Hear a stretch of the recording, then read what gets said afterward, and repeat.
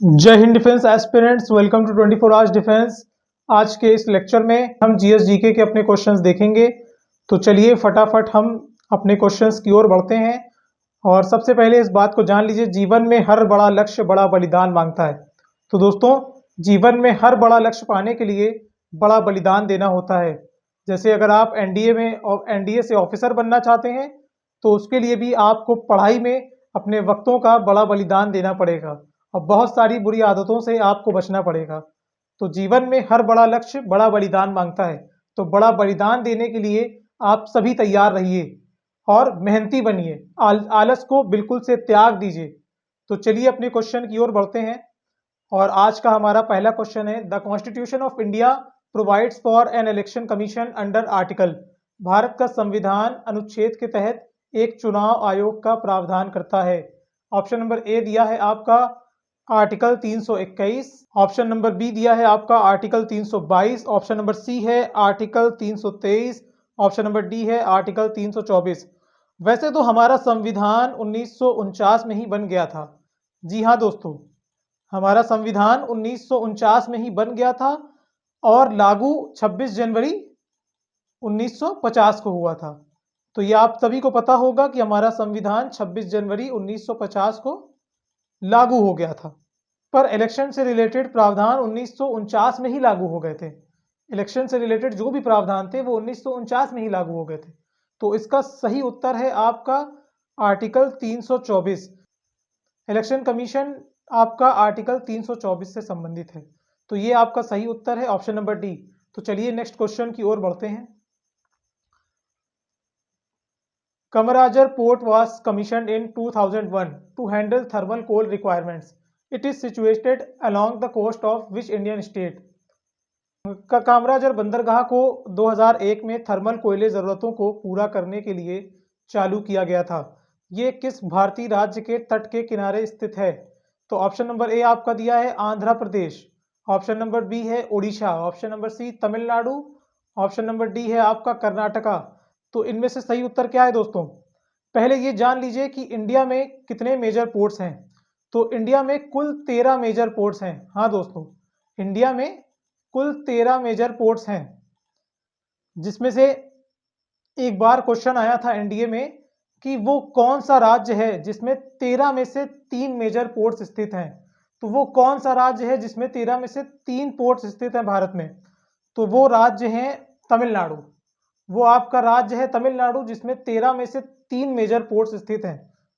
तो लेकिन अब तो महाराष्ट्र भी वो राज्य हो गया है जिसमें 3 मेजर पोर्ट्स स्थित हैं। तो महाराष्ट्र और तमिलनाडु दोनों में 3-3 मेजर पोर्ट्स स्थित हैं इस वक्त।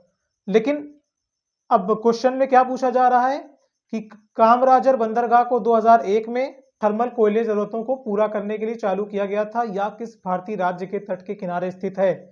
तो ये उसी भारतीय राज्य के तट के किनारे स्थित है जहां पर 3 मेजर पोर्ट्स भारत के स्थित हैं। तो वो राज्य कौन सा है? तमिलनाडु। जी हाँ, ऑप्शन नंबर सी आपका बिल्कुल सही उत्तर है, तमिलनाडु। तो चलिए नेक्स्ट क्वेश्चन की ओर बढ़ते हैं। Bharatmala project is related to. Bharatmala परियोजना का संबंध है ए इंप्रूविंग रोड कनेक्टिविटी, सड़क संपर्क में सुधार, B interlinking ports and railways, बंदरगाहों और रेलवे को जोड़ने से रिलेटेड, सी है आपका इंटरलिंकिंग ऑफ रिवर्स, नदियों को आपस में जोड़ने से संबंधित, डी है आपका interlinking major cities with gas pipelines, प्रमुख शहरों को गैस पाइपलाइनों से जोड़ने के संबंध में। तो भारतमाला प्रोजेक्ट किस चीज से रिलेटेड है? असल में भारतमाला प्रोजेक्ट जो है ये आप सड़क संपर्क में सुधार से रिलेटेड है। हाँ, ये आपका सड़क संपर्क में सुधार से रिलेटेड है भारतमाला प्रोजेक्ट।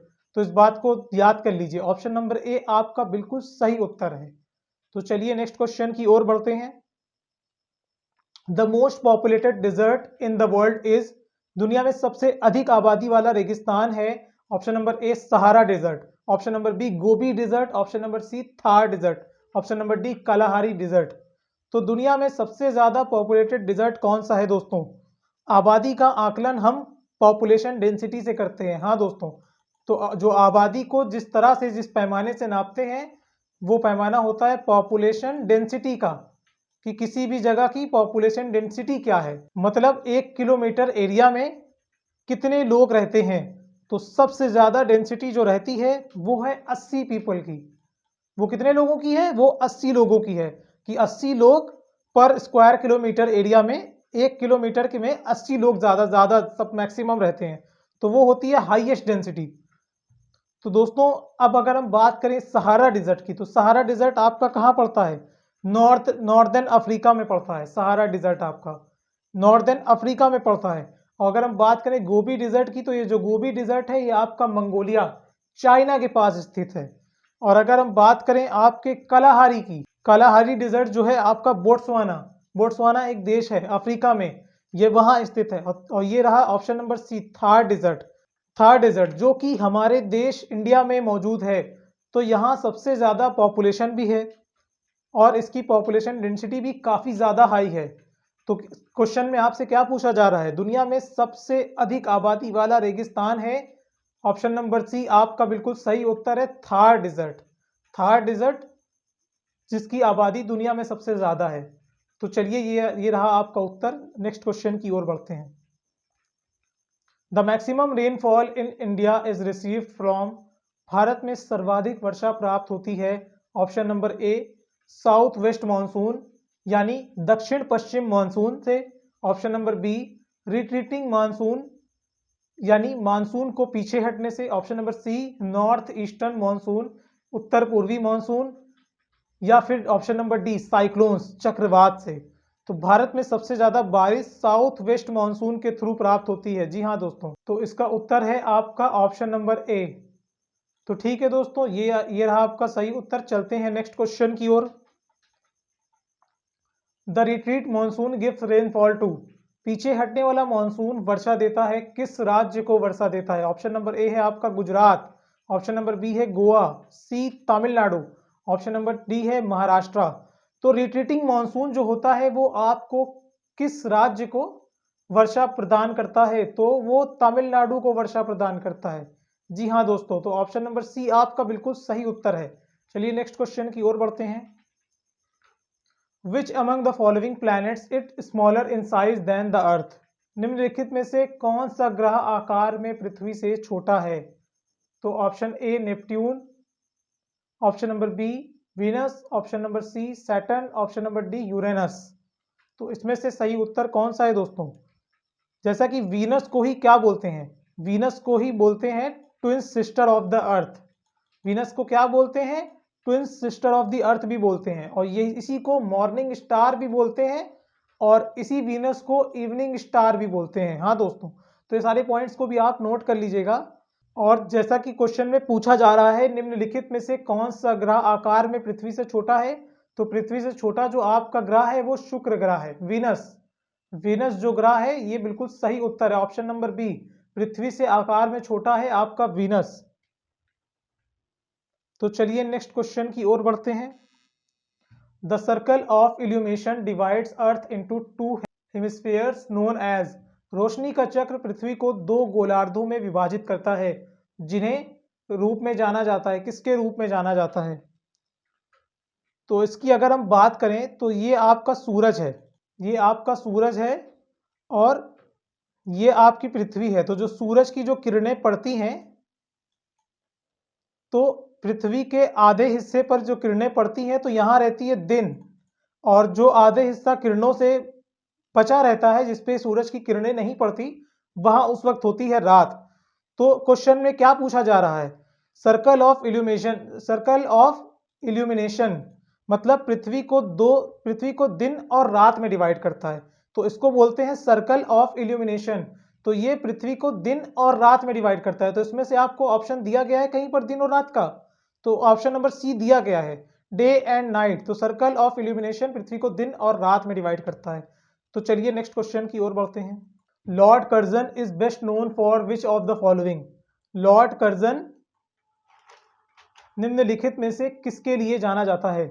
ऑप्शन नंबर ए है यूनिवर्सिटीज एक्ट 1904, विश्वविद्यालय अधिनियम 1904, ऑप्शन नंबर बी है पार्टीशन ऑफ बंगाल ऑफ 1905, 1905 के बंगाल का विभाजन, ऑप्शन नंबर सी है इंडियन काउंसिल एक्ट 1892, भारतीय परिषद अधिनियम 1892, ऑप्शन नंबर डी है government of India act 1909, Bharat सरकार अधिनियम 1909। तो लॉर्ड कर्जन इनमें से किन चीजों के लिए जाना जाता है? तो लॉर्ड कर्जन फेमस है बंगाल विभाजन के लिए। जी हाँ दोस्तों, लॉर्ड कर्जन बंगाल विभाजन के लिए फेमस है और बंगाल विभाजन के खिलाफ ही स्वदेशी मूवमेंट शुरू हुआ था। स्वदेशी मूवमेंट बंगाल विभाजन के खिलाफ ही शुरू हुआ था। तो लॉर्ड कर्जन अपने बंगाल विभाजन के लिए फेमस है। तो ऑप्शन नंबर बी जो है आपका बिल्कुल सही उत्तर है। लॉर्ड कर्जन बंगाल विभाजन के लिए फेमस है। तो चलिए नेक्स्ट क्वेश्चन की ओर बढ़ते हैं। With which uprising is Mangal Pandey associated? Mangal Pandey का संबंध किस विद्रोह से है? ऑप्शन नंबर ए है बैरकपुर, ऑप्शन नंबर बी है मेरठ, ऑप्शन नंबर सी है Delhi, option number D none of the above. उपरोक्त में से कोई ऑप्शन सही नहीं है। तो उस वक्त, जैसा कि आप लोग सुने होंगे, उस वक्त बंदूकों की गोली में जो कवर होता था, कहा जाता था कि वो गाय या सुअर की चर्बी का बना होता था। तो एक सिपाही मंगल पांडे ने बंदूक को चलाने से मना कर दिया, जिस पर एक ब्रिटिश ऑफिसर ने उन पर फोर्स किया। तो उन्होंने वहीं उस ब्रिटिश ऑफिसर को गोली मार दी। तो ये पूछा जाता है कि ये इंसिडेंट कहाँ हुआ था? ये जो इंसिडेंट था मंगल पांडे का, ये कहाँ हुआ था? तो मंगल पांडे, जैसा कि आप जानते हैं, 34th नेटिव इन्फेंट्री के सिपाही थे जो कि बैरकपुर में पोस्टेड थी। उस वक्त 34th इन्फेंट्री बैरकपुर बंगाल में पोस्टेड थी। तो आज ये जो बैरकपुर है ये बंगाल में, वेस्ट बंगाल में स्थित है। तो इसका सही उत्तर है बैरकपुर। मंगल पांडे का संबंध किस विद्रोह से है? बैरकपुर के विद्रोह से। तो ऑप्शन नंबर ए आपका बिल्कुल सही उत्तर है। चलिए नेक्स्ट क्वेश्चन की ओर बढ़ते हैं। The doctrine of lapse was a policy that aim to? Doctrine of lapse policy एक नीति थी जिसका उद्देश्य क्या था? तो आप ये जान लीजिए, डॉक्ट्राइन ऑफ लैप्स जो पॉलिसी थी, मतलब राज्य हड़प नीति। इसको बोलते थे राज्य हड़प नीति।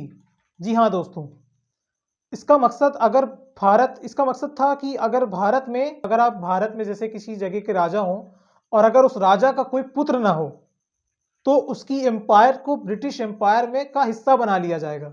तो इस डॉक्ट्राइन ऑफ लैप्स का मोटा मोटा मतलब यही था कि अगर किसी भी राजा का कोई उत्तराधिकारी नहीं हो तो उसका जो एम्पायर है उसको ब्रिटिश साम्राज्य का हिस्सा बना लिया जाएगा। तो इसका मेन मतलब ये था उसका। ये नीति ब्रिटिश एम्पायर को एक्सपैंड करने के लिए लाई गई थी बेसिकली। तो अब इसमें से ऑप्शन देख लेते हैं। क्या the doctrine of lapse was a policy that aim to? Doctrine of lapse एक नीति थी जिसका उद्देश्य था रियासतों में विद्रोहों को नियंत्रण करना। तो ऐसा तो कुछ नहीं था, तो ये ऑप्शन आपका एलिमिनेट कर जाएगा। Extend the military strength of British, तो मिलिट्री पावर बढ़ाने से भी रिलेटेड ऐसा कुछ था नहीं, तो ये भी ऑप्शन आपका एलिमिनेट कर जाएगा। रेगुलेट द लैंडलॉर्ड्स, जमींदारों को विनियमित करना, इससे संबंधित, तो ये भी पॉइंट सही नहीं है, तो ये भी आपका एलिमिनेट कर जाएगा पॉइंट। तो ऑप्शन नंबर डी आपका extend the territorial boundaries of the English east India company, अंग्रेजी ईस्ट इंडिया कंपनी की क्षेत्रीय सीमाओं का विस्तार करना। तो हाँ, इससे बिल्कुल संबंधित था ये। तो ऑप्शन नंबर डी आपका बिल्कुल सही उत्तर है। तो चलिए नेक्स्ट क्वेश्चन की ओर बढ़ते हैं। The non cooperation movement was withdrawn for the के लिए असहयोग आंदोलन वापस क्यों ले लिया गया था? किसके लिए असहयोग आंदोलन, किस वजह से असहयोग आंदोलन वापस ले लिया गया था? तो क्या आप जानते हैं किसके लिए असहयोग आंदोलन वापस ले लिया गया था? नॉन कोऑपरेशन मूवमेंट भारतीयों को नहीं कोऑपरेट करने, नॉन कोऑपरेशन मूवमेंट बेसिकली भारतीयों को नहीं कोऑपरेट करना है ब्रिटिशर्स के साथ। इसका बेसिक उद्देश्य ये था कि ब्रिटिशर्स के साथ भारतीय कोऑपरेट नहीं करेंगे। इस मूवमेंट को 1920 में स्टार्ट किया गया था और 1920 में इस मूवमेंट को स्टार्ट किया गया था। फरवरी 2022 को गोरखपुर चौरी चौरा में मूवमेंट की भीड़ निकल रही थी। तभी कुछ पुलिस वालों ने कुछ गलत कमेंट कर दिया था, जिसके कारण आक्रामक लोगों ने चौरी चौरा पुलिस स्टेशन में 22 पुलिसकर्मियों को जिंदा जला दिया था। तो इसी वजह से गांधी जी ने यह आंदोलन वापस ले लिया। गांधी जी ने चौरी चौरा इंसिडेंट के चलते यह आंदोलन, द नॉन कोऑपरेशन मूवमेंट को विथड्रॉ कर लिया था। तो ऑप्शन नंबर बी आपका बिल्कुल सही उत्तर है। चलिए नेक्स्ट क्वेश्चन की ओर बढ़ते हैं। Gandhi ji call for breaking salt laws was in response to the नमक कानून तोड़ने का गांधी जी का आह्वान किसकी प्रतिक्रिया में था? नमक कानून तोड़ने का गांधी जी का आह्वान किसकी प्रतिक्रिया में था? तो सॉल्ट लॉ जो तोड़ा गया था, जिसे हम सॉल्ट सत्याग्रह भी कहते हैं, तो इसे हम सॉल्ट सत्याग्रह भी कहते हैं। ये 1930 में शुरू किया गया था। ये आंदोलन जो था आपका 1930 में शुरू किया गया था। यहीं से सिविल ओबीडियंस मूवमेंट की शुरुआत हुई थी। तो ये जो है सिविल ओबीडियंस मूवमेंट सविनय अवज्ञा आंदोलन के तहत किया गया था। नॉन कॉपरेशन मूवमेंट की शुरुआत अगर आप इसकी बात करें तो इसकी शुरुआत हुई थी 1920 को। कभी कभी पूछ लेता है, तो इसलिए मैं इस पॉइंट्स को देखकर आपको समझा दे रहा हूँ। और अगर बात करें खिलाफत मूवमेंट की, तो खिलाफत मूवमेंट आपकी शुरू हुई थी 1919 को। तो इस पॉइंट्स को भी आप इन पॉइंट्स को नोट कर लें, इंपॉर्टेंट है काफ़ी। क्विट इंडिया मूवमेंट की अगर बात करें तो क्विट इंडिया मूवमेंट आपका शुरू हुआ था 1942 को। तो इन पॉइंट्स को भी आप याद रखें। तो नमक कानून तोड़ने का गांधी जी का आह्वान किसकी प्रतिक्रिया में था? तो उसी के तहत सिविल ओबीडियंस मूवमेंट भी स्टार्ट हो गया सविनय अवज्ञा आंदोलन के प्रतिक्रिया में। तो ऑप्शन नंबर बी आपका बिल्कुल सही उत्तर है। चलिए नेक्स्ट क्वेश्चन की ओर बढ़ते हैं। Who of the following presided over the session of Indian National Congress when resolution of पूर्ण स्वराज was passed? पूर्ण स्वराज का प्रस्ताव पारित होने पर निम्नलिखित में से किसने भारतीय राष्ट्रीय कांग्रेस के अधिवेशन की अध्यक्षता की थी? तो जब पूर्ण स्वराज की डिमांड किस अधिवेशन में उठी थी और उसकी उस वक्त अध्यक्षता कौन कर रहा था? तो बात करते हैं इंडियन नेशनल कांग्रेस की। इसकी स्थापना INC, इसकी स्थापना A.O. ह्यूम ने की थी। A.O. ह्यूम ने की थी। कब? सन 1885 में। 1885 में। इन पॉइंट्स को याद रखिएगा। इंडियन नेशनल कांग्रेस के 1929 के अधिवेशन में, जो कि लाहौर में हुआ था। तो 1929 को एक अधिवेशन हुआ था, एक सेशन हुआ था इंडियन नेशनल कांग्रेस का लाहौर में। उसमें पूर्ण स्वराज की मांग उठी थी। तो 1929 के लाहौर सेशन के अध्यक्ष थे, कौन थे? जवाहरलाल नेहरू। जी हाँ, प्रथम प्रधानमंत्री भारत के जवाहरलाल नेहरू। तो उसकी अध्यक्षता जवाहरलाल नेहरू जी कर रहे थे। तो ऑप्शन नंबर बी आपका बिल्कुल सही उत्तर है। इसी के साथ आज की क्लास को यहीं पर समाप्त करते हैं। आई होप आपको एक क्लास बहुत पसंद आई होगी और आपने इन तमाम प्रश्नों को अच्छी तरह से समझ लिया होगा। तो अगर इस क्लास से रिलेटेड या किसी भी समस्या से रिलेटेड, आपको इस क्वेश्चन से रिलेटेड कोई डाउट हो, तो आप बेझिझक कमेंट में लिख सकते हैं अपना डाउट, हम उसका उत्तर देंगे। तो आज के लिए इतना ही। अब मिलते हैं नेक्स्ट क्लास में। जय हिंद, जय भारत।